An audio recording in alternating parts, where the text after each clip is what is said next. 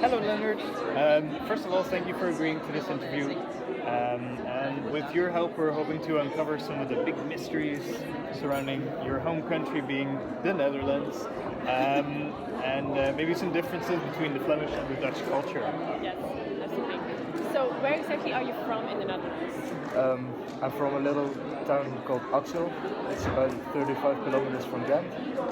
So it's in Zeeuws-Vlaanderen. The Dutch people say we're Belgians and the Belgians say we're Dutch. So it's always a bit of a hassle there. But it's nice to live there. So, how long have you been in Belgium now? For 3 years. 3 years, okay. Do you go home on a regular basis though? Yeah, every weekend because I have a job in my own place. Okay, good. Do you ever feel homesick? I guess not. If you're going. Well, not really for my home, but I have a girlfriend also living in my home place, so it's not bad. So, why exactly did you want to study in Belgium? Why not in the Netherlands, and why not somewhere further, actually? Well, first of all, I started looking in the Netherlands, so Tilburg and Maastricht. But there was a grading system, so you had to send in all your grades. And well, in secondary school, I thought more about partying than I did about studying. So my grades for the fourth and the fifth year weren't that good. But then in the final year, I started studying, and my grades were exceptionally good. But they wanted me to show some good results for the other 2 years as well. Okay. So, Good thing we don't have to do that. yeah, I'd be screwed. but that's for university. Yeah. And then, I started looking here in Ghent, so I started off at university, but it seemed to be a little bit more difficult, especially with mathematics, so then I changed to IBM. Okay. And so, when arriving here, were there certain habits that you had in the Netherlands that you had to change in order to deal with Belgian people? I tend to be a bit direct in speech and in giving opinions, so sometimes I just have to rethink what I want to say in order not to hurt some people. But on the other hand, I think people should learn how to deal with it. I think so Belgian too. people are so offended. At least you're honest. Yeah. Well, it is. So, is there a big cultural difference actually when it comes to people's attitudes towards one another? So, Flemish people and Dutch culture? Well, Dutch people think they're superior to Belgians most of the time. Well, for me, not because I know that I need to work together with it. So. But you have a lot of these Belgian jokes, we call them. So, and then the Belgian person is always the stupid one, you know. They're kind of right. And, Wow. and the other way around, I think Belgian people think that Dutch persons are arrogant, and maybe also because they tend to be more direct. I've only ever heard cheap as a stereotype about Dutch people. Yeah. Oh, really? Yeah, also they really they care about their money, but I'm gonna fit right in. So cute. I am too. well, I think it might even be more true for Belgian people that they tend to look after their money more than Dutch people. But it's in the other way. Like in the Netherlands, it's usually everyone takes a sandwich case with them to school or to work, and it's perfectly normal. And in Belgium, you can buy food in school and on the job mode. Yeah, it's true. So that might be a cultural difference, and also the way you bond with people. So in the Netherlands, so for example, when I went to open days, there were also some open lessons, and I went there, and he just sat next to each other, and he said, "Oh, my name is Len. Ah, my name is Lisa. I don't know." And you start having a conversation, and in Belgium, you really have to push through and do your best in order to get a friendship. To push people out of their comfort zone. So yeah, you just gave us a perfect example. Now, on a deeper level, why do you think that is? Why do Flemish people have more of an aversion to talking to strangers compared to the Netherlands? Well, to start with the Netherlands, they say that Dutch people are more open, although I don't really agree with it nowadays. But in the past, they used to be more open than the rest of Europe even. So, for example, considering gay people, considering other cultures, like Muslims. Yeah. We were one of the first countries who accepted them, but well, now there is a bit of a change there. Yeah. But I don't really know why Belgian people would be more closed. It could be that there is a kind of a division in Belgium also, like Flanders and Walloon. But for the rest, I can't really say anything. Yeah. When it comes to education, what differences actually have you noticed? In Belgium, you really have to study things by heart, so you need to know exactly what is in the course. And in the Netherlands, you need to understand the principles. So of course, you need to know the background, but they're more likely to give you a case and to say, okay, give me the definition of this. So you might get it. For example, if you take economics, you have these formulas like to calculate the national income. So in Belgium, the question would be, give me the calculation of this national income with these factors. In the Netherlands, you would get a question, the national income is this. If you would change, for example, the tax income, what would be the effect on the national income, and explain it. Yeah. So you need to think in a different way and maybe deeper, but in Belgium you have a more theoretical background. So are the students' attitudes also different? Towards Towards the school, yeah. So in Belgium, I think the respect towards the teachers and professors is more than in the Netherlands. In the Netherlands, we tend to feel that everyone is kind of the same and you need to be able to approach everyone in the same way. But I like a bit more respect to people who have studied for their entire life and are the professor there. Yeah. That's a good point. What about the cost of living in the Netherlands?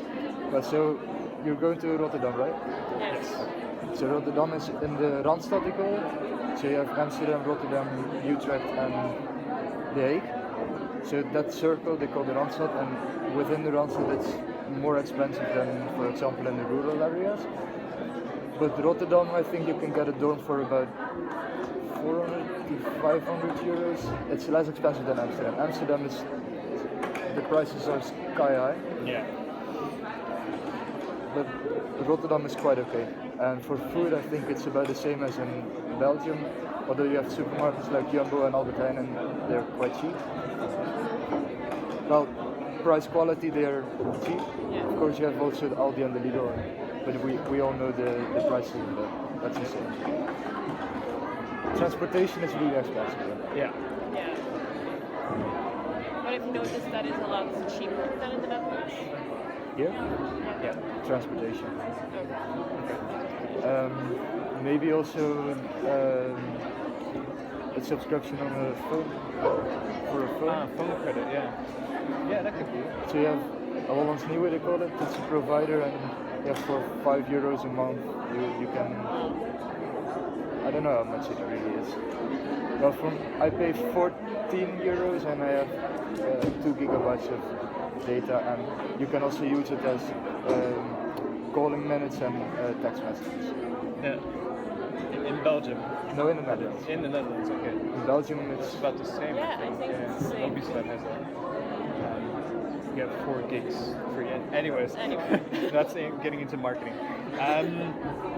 What is your opinion on? This is pretty deep. Your opinion on diversity and globalization. For example, immigration. What are your thoughts on that? so first opinion on the European Union. Or? Just immigration in general. Oh. And do you think that that's different because of where you're from compared to your Flemish peers, or it's about the same? I think I'm a bit more open to immigrant people, but I don't know every Belgian person, and I also don't know every Dutch person, of course. For me, immigration is perfectly normal, and I think that every country deals or has dealt with it in the past. I mean, in the Second World War, a lot of Dutch people went to Canada, and they still live there. So, I don't know, a war does strange things to people. But I think like now we have the Syrian refugees. Of course they are welcome, but then I think that economical refugees, they should be put on a bit of a halt. Like it's not that I don't want them, but I think that people who are fleeing from a war, the kind of situation that they should have better access to better countries than people who have economically bad. Yeah. And you mentioned earlier that you saw a bit of a change in people's attitudes towards. I mean, if you only look at the political development, like the PVV, Geert Wilders, he has 19 seats in parliament right now. That's way too much, in my opinion. Yeah. Because what he says, it reminds me of the Second World War. Although if I say it loudly, then I can be put to trial. But Yeah. so I leave it to that. But so people are a bit less open than they used to be, and they think that the crisis has hit them really hard. Well, I think the crisis has been pretty mild on us. All right. Which country has better food? Just to make it light again. Well, the fries, of course, are better here. Thanks. But in the Netherlands, you have a really large amount of influences from different countries. So you can get Chinese food, Indian food, Turkish food. Well, name the country and you can get the food. Especially in a city like Rotterdam, because it's one of the biggest immigrant cities in the Netherlands. So I think like 30% is from another country than the Netherlands. So you can get food from all over the world. Is it cheap to eat out as well? Depends. You have cheaper places and more expensive places. Okay. But I think you can compare it to Ghent. So, which country has a better student life according to you?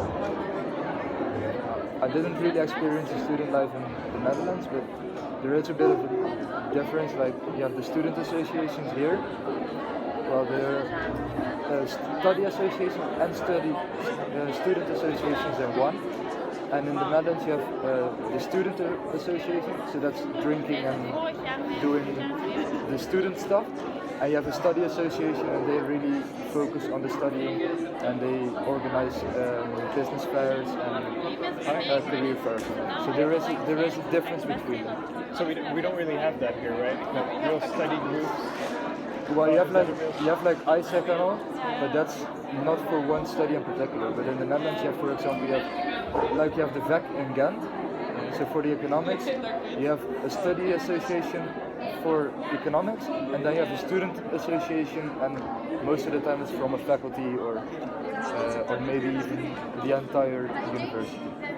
But I don't know how they are called in Rotterdam. Well, I think that was it. Pretty much. Do you have any more questions? Do you have a favorite thing about living in Belgium? The favorite thing.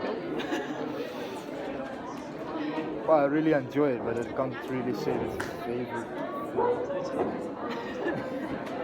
Any favorite foods? Well, the French fries. Of course. Well, that's about it. Thank you so much. Okay, you're welcome.